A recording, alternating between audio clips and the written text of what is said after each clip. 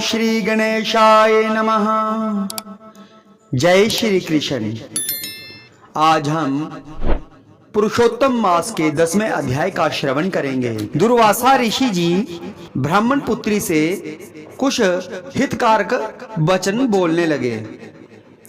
ऋषि कहने लगे, हे सुंदरी, अब से तीसरा मास पुरुषोत्तम मास आएगा। उसमें स्नान करने से मनुष्य दोषों से छूट जाता है। इसके तुल्य कार्तिक आदि कोई भी मास नहीं है। सब मास तथा पक्ष और भी जो पर्व हैं पुरुषोत्तम मास की 16वीं कला के बराबर भी नहीं है। 12,000 वर्ष गंगा में स्नान करने से जो फल मिलता है और सिंह के बृहस्पति में गोदावरी गंगा में स्नान करने से जो फल मिलता है, वही फल कहीं भी पुरुषोत्तम मास में एक बार स्नान करने से प्राप्त हो जाता है। यही श्री कृष्ण का प्रिय मास है। इसमें स्नान, दान, जप आदि करने से सब मनोवांछित फलों की प्राप्ति होती है। इसलिए तुम भी पुरुषोत्तम मास की सेवा करो। मुनि राजकन्या को ऐसे वचन कहकर चुप हो गए।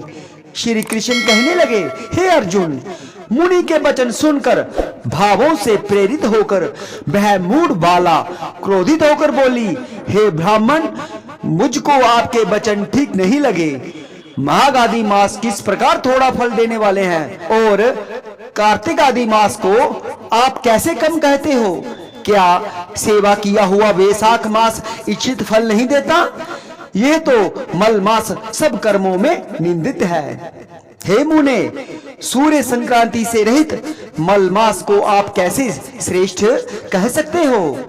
इस प्रकार क्रोध से कहे गए ब्राह्मण की पुत्री के वचनों को सुनकर ऋषि का शरीर जलने लगा और क्रोध से नेत्र लाल हो गई, परंतु फिर भी मित्र की कन्या को श्राप नहीं दिया और सोचने लगे कि कन्या मूर्ख है, अपने हित अहित को नहीं जानती।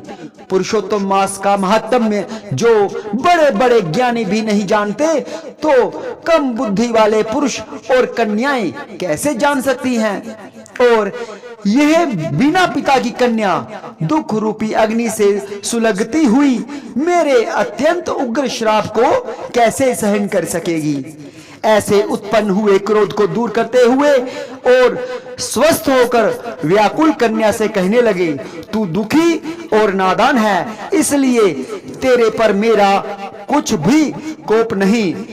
जैसा तेरे निर्भाग्य मन में हो वैसा ही कर, और भी जो कुछ होने वाला है सो सुन।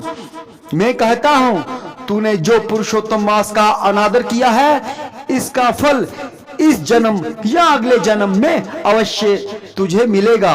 क्योंकि तेरा पिता मेरा मित्र था, इसलिए तुझको श्राप नहीं देता हूँ कि तू बालक है और अपने शुभ तथा अशुभ को नहीं पहचानती।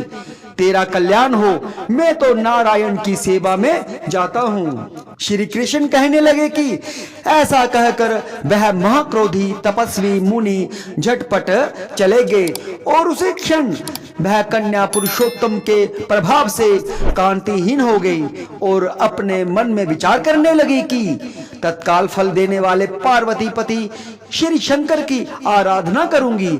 ऐसा निश्चय करके अपने आश्रम में जाकर वह कठिन तप करने की इच्छा करने लगी।